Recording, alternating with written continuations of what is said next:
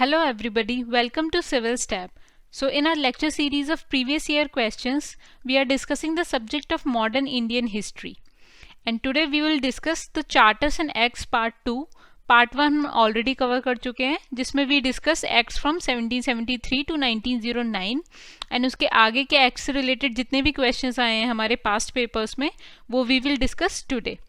And you can also attempt these questions in quiz format, and in order to do so go to www.civilstep.com. So now let's start with our first question. This question came in the prelims of 2015 and the question is the Government of India Act of 1919 clearly defined. तो हमारे पास यहाँ पर 4 statements given है and हमें ये बताना है कि इनमें से which statement was defined in the Act of 1919. So our options are the separation of power between the judiciary and the legislature. Second, the jurisdiction of central and provincial governments. Third, the powers of the Secretary of State for India and the Viceroy. And the fourth is none of the above. So in the Act of 1858, we read about the Office of Secretary of State was created and Governor General of India was redesignated as Viceroy. तो Secretary of State और Viceroy की जितनी भी powers थी, those were discussed in the Act of 1858. So C cannot be the answer. Now we are remained with 3 options A, B and D. Now let's see what is the answer. Answer is option B, that is the jurisdiction of the central and provincial governments were defined in the Act of 1919. So the Government of India Act of 1919 came into force in 1921. So it was introduced in 1919 but it came into force in 1921 and this act is also known as Montagu-Chelmsford reforms because Montagu was the Secretary of State of India at that time and Lord Chelmsford was the Viceroy of India at that time. Under this act central का control provinces के ऊपर relax कर दिया गया bye separating the central and provincial subjects. तो इसमें central and provincial subjects को divide कर दिया गया और सेंट्रल एंड प्रोविंशियल लेजिस्लेचर्स को अलाउ कर दिया गया कि वो अपने रिस्पेक्टिव लिस्ट से सब्जेक्ट्स पर लॉज बना सकते हैं. प्रोविंशियल सब्जेक्ट्स को फर्दर 2 पार्ट्स में डिवाइड किया गया विच वर ट्रांसफर्ड एंड रिजर्व सब्जेक्ट्स. तो transfer subjects were to be administered by the governor with the help of ministries and these ministries were responsible to the legislative council and reserved subjects were to be administered by the governor with the help of his executive council, but this executive council was not responsible to the legislative council. So this dual scheme of governance was known as diarchy. तो हमसे अगर question पूछा जाता है कि what is diarchy, then the division of provincial subjects into 2 parts is called diarchy. इस act के under bicameralism और डायरेक्ट इलेक्शंस को फर्स्ट टाइम कंट्री में इंट्रोड्यूस किया गया. Now we have the key term here that is bicameralism. So bicameralism is a system in which legislature is divided into 2 houses. तो जैसे present time में India में 2 houses हैं legislature के. Upper house is called Rajya Sabha and lower house is called Lok Sabha. तो ये जो 2 houses का सिस्टम था that was known as bicameralism and this was introduced in the act of 1919.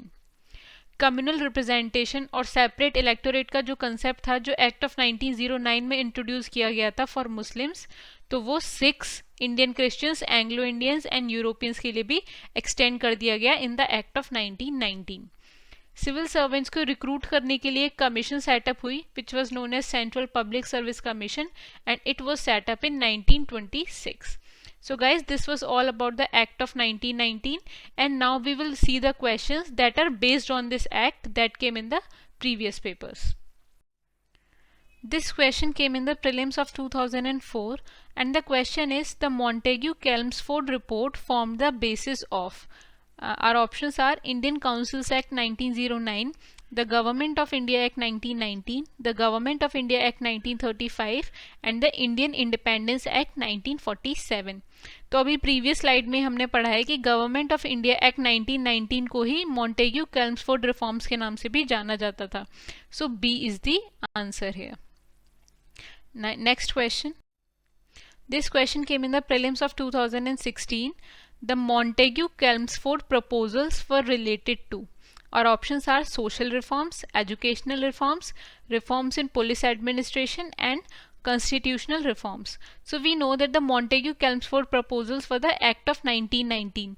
तो 1919 में हमारे पास क्या क्या proposals आए थे कि bicameralism को introduce किया गया था, डायरकी को introduce किया गया था, सेंट्रल एंड प्रोविंशियल सब्जेक्ट्स को डिवाइड कर दिया गया था. तो इस टाइप के जितने भी ये प्रपोजल्स आए थे they were all constitutional in nature, यानी इन्होंने कॉन्स्टिट्यूशन में चेंज किया, कॉन्स्टिट्यूशन में रिफॉर्म किया. That's why these proposals were related to the constitutional reforms, and D is the answer here. Now let's move to our next question. This question came in the prelims of 2012 and the question is, which of the following is or are the principal features of the Government of India Act 1919? तो हमारे पास यहाँ पर 3 statements given है and we have to tell that which of the following are the principal features of Act of 1919. First statement is introduction of dyarchy in the executive government of the provinces.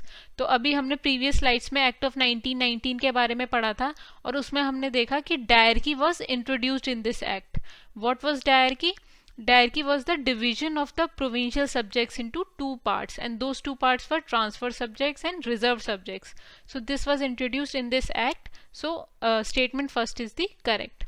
Then moving to second statement, introduction of separate communal electorates for Muslims. So this statement is incorrect because separate communal electorate for Muslims was introduced in the Act of 1909. Now third statement is devolution of legislative authority by the center to the provinces. This is also a correct statement because under the Act of 1919 center control over provinces was relaxed because subjects were divided between the center and provinces. तो centre और provinces को different different subjects allot हो गए थे and they were authorise to make laws respective to their subjects. So third statement is also correct here. So we know that first and third statement is correct. So C is the answer here. Now let's move to our next question. This question came in the prelims of 2017 and the question is, in the context of Indian history, the principle of diarchy refers to.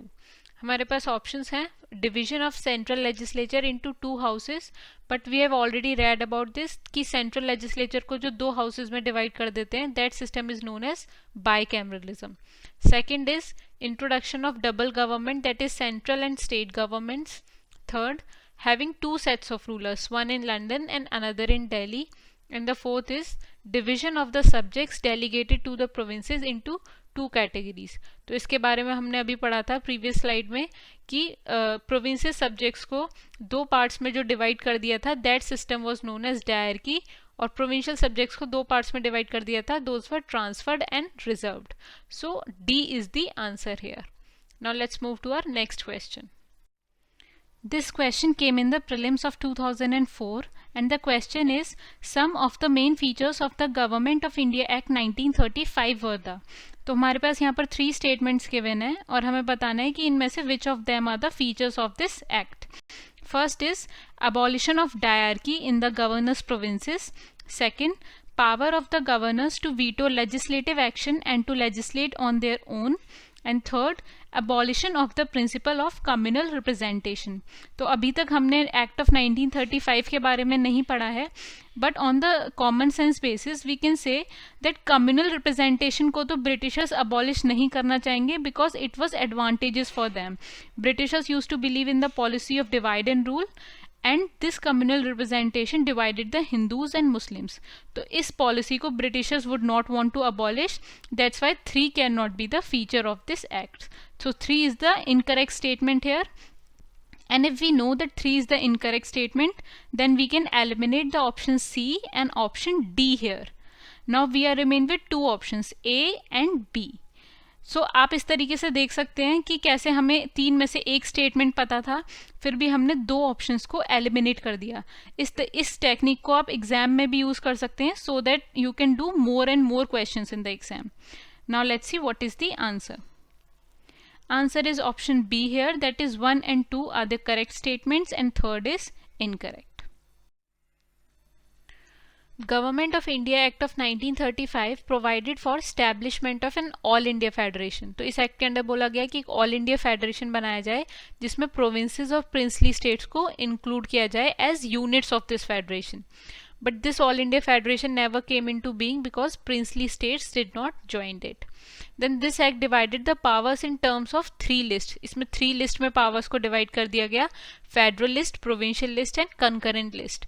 तो federal list में वो subjects थे जो कि centre की importance के थे and it had 59 items. And provincial list में वो सब्जेक्ट्स थे जो प्रोविंसेस की इंपॉर्टेंस के थे and it had 54 items. And concurrent list में वो सब्जेक्ट्स थे जो सेंटर और प्रोविंसेस दोनों के लिए इंपॉर्टेंट थे एंड इट हैड 36 आइटम्स. ये वाला सिस्टम हमारे अभी भी प्रिवेल करता है, हमारे कॉन्स्टिट्यूशन में अभी भी मेंशन्ड है.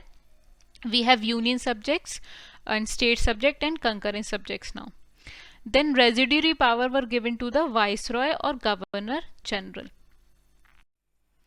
इस एक्ट के अंडर डायरकी को अबॉलिश कर दिया गया. तो ये diarchy was introduce by the act of 1919. इसको 1935 के अंडर अबॉलिश कर दिया गया एंड एक न्यू सिस्टम इंट्रोड्यूस किया गया which was known as provincial autonomy.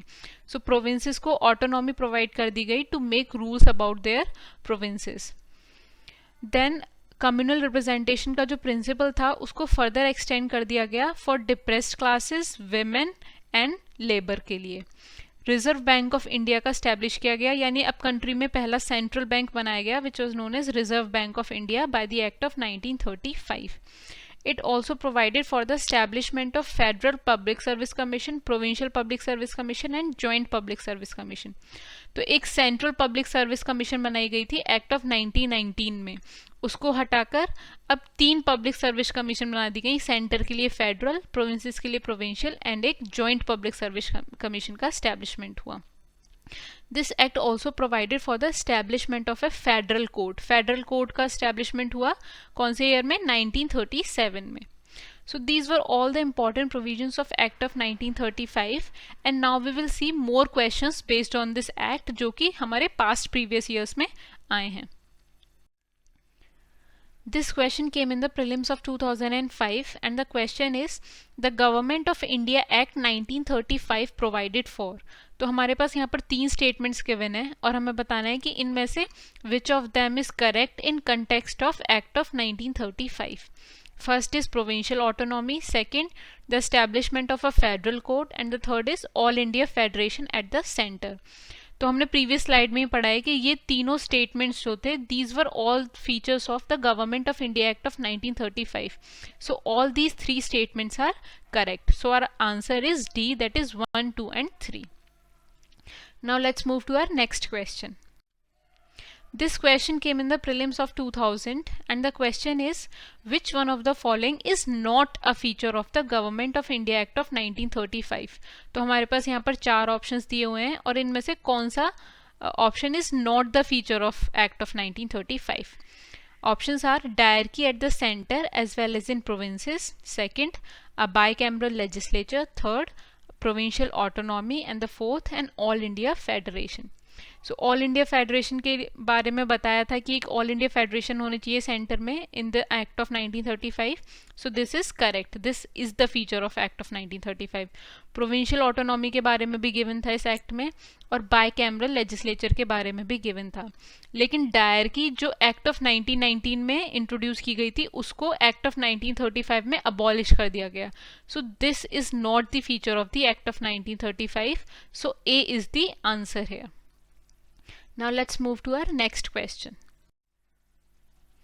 This question came in the recent prelims of 2018 and the question is in the federation established by the Government of India Act of 1935 residuary powers were given to the.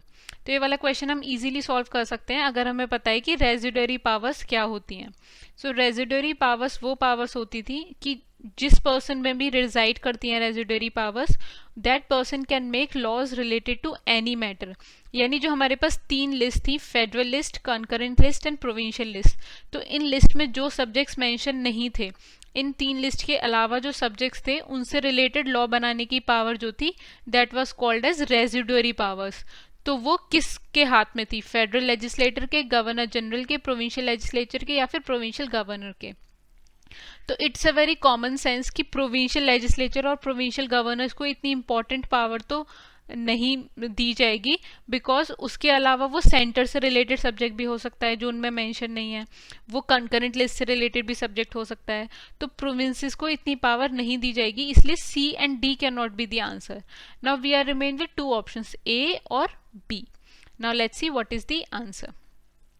Answer is B, that is Governor General used to have the residuary powers by the Act of 1935. Now let's move to our next question. This question came in the prelims of 2002 and the question is the real intention of the British for including the princely states in the Federal Union proposed by the India Act of 1935 was to. So Act of 1935 में एक all India federation establish करने की बात कही गई थी जिसमें princely states और प्रोविंसेस को इंक्लूड किया जाएगा. तो इसके पीछे रियल इंटेंशन क्या था ब्रिटिशर्स का? Our options are exercise more and direct politics and administration. Second, involve the princes actively in the administration of the colony. Third, finally effect the complete political and administrative takeover of all the princely states by the British. And the fourth, use the princes to counterbalance the anti-imperialist doctrines to the nationalist leaders. तो हमारे पास जो statement B है उसको हम eliminate कर सकते हैं, because British east India company जो थी वो कभी भी इंडियंस को पार्टिसिपेट और इन्वॉल्व नहीं करना चाहती थी एडमिनिस्ट्रेशन में. So this can not be the answer. Now let's see what is the answer. Answer is option D, that is use the princes to counterbalance the anti-imperialist doctrines of the nationalist leader. This was the real intention of the British for including the princely states in the Federal Union. Now let's move to our next question. This question came in the prelims of 2010 and the question is the instrument of instructions contained in the Government of India Act 1935 have been incorporated in the Constitution of the India in the year 1950 as. तो जो instrument of instructions थे जो government of India act 1935 में introduce हुए थे उनको India के constitution में भी इनकॉर्पोरेट कर दिया गया. तो वो किस फॉर्म में इनकॉर्पोरेट किया गया इंडिया के कॉन्स्टिट्यूशन में? Our options are fundamental rights, directive principles of state policy, extent of executive power of state, and the fourth is conduct of business of the government of India. Now let's see what is the answer. Answer is option B, that is they were incorporated in the form of directive principles of state policy. So instrument of instructions were the set of instructions under the Act of 1935 and these instructions were proposed to issue directives to state and central governments. तो state और central governments को किन directions पे चलना है, उनको किन directives के base पे laws बनाने हैं, उसके लिए ये instrument of instructions को introduce किया गया था और इसको Constitution of India में भी incorporate कर दिया गया in the year 1950 as Directive Principles of State Policy. और यहाँ पर हमारे पास गिवन है कि directive principle of state policy को कैसे क्लासिफाई किया गया है, सोशलिस्ट प्रिंसिपल्स में, गांधीयन प्रिंसिपल्स में और लिबरल प्रिंसिपल्स में. इसके बारे में आपने पॉलिटी में आपको पढ़ाया जाएगा. So I am leaving this to here only. तो हमने अब 1773 से 1935 तक के सारे एक्ट्स कवर कर लिए हैं इन दो पार्ट्स में and now we will revise all the acts from 1773 to 1935, जिससे आप लिंकअप कर सको कि इस एक्ट के बाद इस एक्ट में क्या प्रोविजन आया था, देन क्या चेंजेस हुए अगले एक्ट में, देन क्या चेंजेस हुए. तो इससे आपको सारे टाइमलाइन आपके दिमाग में क्रिएट हो जाएगी कि किस तरीके से these acts unfolded over the period of time. So let's start. So first Regulating Act of 1773 came and this act laid the foundation of central administration in India. और ये एक्ट पहला था जिससे ब्रिटिश पार्लियामेंट ने east India company को regulate करने के लिए इंट्रोड्यूस किया था. तो इस एक्ट के अंडर गवर्नर ऑफ बंगाल को गवर्नर जनरल ऑफ बंगाल बना दिया गया और लॉर्ड वॉरेन हेस्टिंग्स ऐसे पहले गवर्नर जनरल ऑफ बंगाल बने. इसमें बॉम्बे और मद्रास के गवर्नर्स को गवर्नर जनरल ऑफ बंगाल के सबऑर्डिनेट बना दिया गया. कंपनी को कंट्रोल करने के लिए ब्रिटिश गवर्नमेंट ने गवर्निंग बॉडी को एस्टेब्लिश किया which was known as court of directors and this body used to report on revenue, civil and military affairs of the company to the British parliament. Then Pitt's India act of 1784 came and इस act में court of directors को appoint किया गया commercial affairs को manage करने के लिए, and एक न्यू बॉडी बनाई गई which was known as board of control, and this use to manage the political affairs of the east India company. Then charter act of 1833 came, and इस act के under governor of Bengal को governor general of India बना दिया गया, and lord William Bentinck as first governor general of India बने. Then charter act of 1853 came. इस act के under executive और लेजिस्लेटिव फंक्शंस को डिवाइड कर दिया गया. तो दो काउंसिल्स बनाई गई, एक एग्जीक्यूटिव काउंसिल और एक legislative council, which each had 6 members. और लेजिस्लेटिव काउंसिल के 6 मेंबर्स में से 4 were to be appointed by local governments of Madras, Bihar, Bombay and Agra. तो चार्टर एक्ट ऑफ 1853 में लोकल रिप्रेजेंटेशन स्टार्ट किया गया और इंडियंस को लेजिस्लेटिव काउंसिल में इंक्लूड कर लिया गया. Then government of India act 1858 came. इस एक्ट के under governor of general of India का डेजिग्नेशन चेंज करके वाइसरॉय ऑफ इंडिया बना दिया गया और लॉर्ड कैनिंग ऐसे पहले वाइसरॉय बने इंडिया के. इस एक्ट के अंडर एक न्यू क्लास ऑफ ऑफिसर बनाई गई which was known as secretary of state of India, and this person was the member of British cabinet, and he was responsible to the British Parliament, and he also used to oversee the governance of India on the behalf of British Parliament. और इस member को assist करने के लिए एक 15 member की council बनाई गई which was an advisory body. इस एक्ट के अंडर ईस्ट इंडिया कंपनी को अबॉलिश कर दिया गया और इंडिया का पूरा एडमिनिस्ट्रेशन ब्रिटिश क्राउन के अंडर आ गया. Means now British crown will govern the Indian administration. Board of control जो कि पिट्स इंडिया एक्ट में इंट्रोड्यूस किया गया था, एंड कोर्ट ऑफ डायरेक्टर्स जो रेगुलेटिंग एक्ट में इंट्रोड्यूस किया गया था, इन दोनों इंस्टीट्यूशंस को अबॉलिश कर दिया गया. Then Indian councils act of 1861 was introduced as, और इस एक्ट के अंडर इंडियंस को पहली बार लॉ मेकिंग प्रोसेस में इन्वॉल्व किया गया.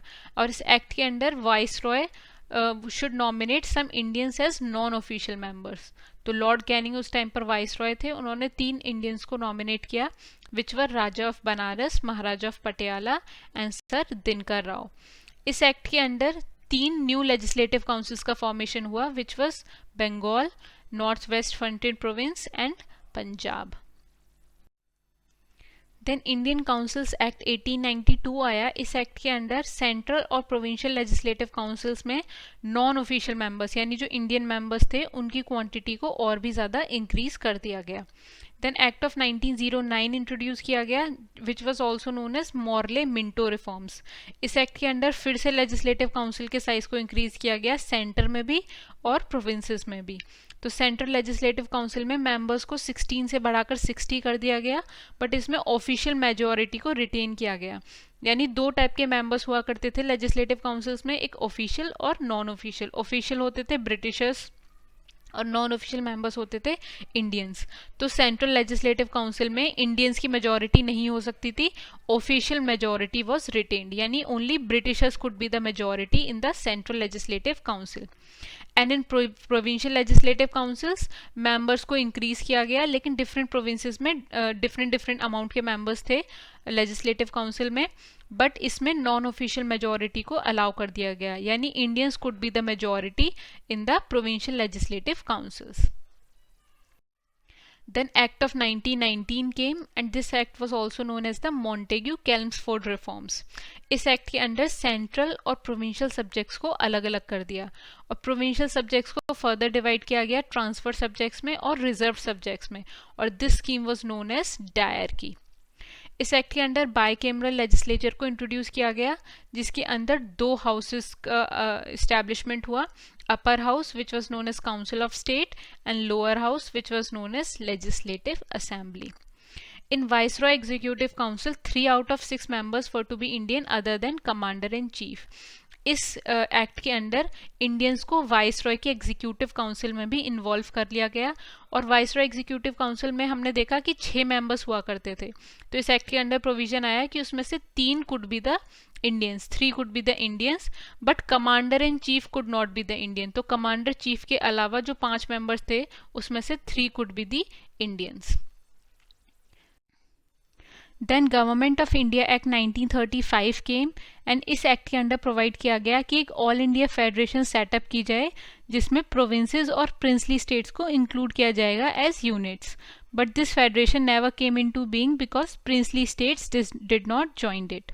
देन पावर्स को 3 लिस्ट में डिवाइड कर दिया गया। फेडरल लिस्ट, जिसमें सेंटर की इंपॉर्टेंस के सब्जेक्ट्स थे and it had 59 items, and provincial list, इसमें प्रोविंसेस से रिलेटेड सब्जेक्ट्स थे, it had 54 items, and concurrent list, जिसमें सेंटर और प्रोविंसेस के दोनों के इंपॉर्टेंस के सब्जेक्ट्स थे एंड इट हैड 36 आइटम्स।